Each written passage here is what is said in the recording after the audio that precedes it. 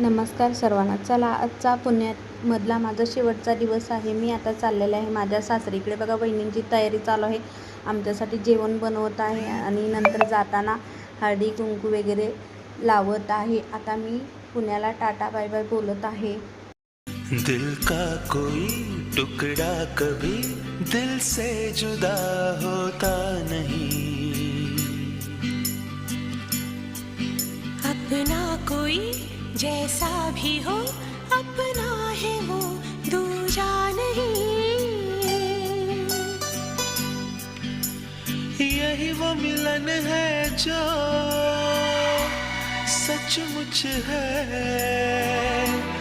दिल का करार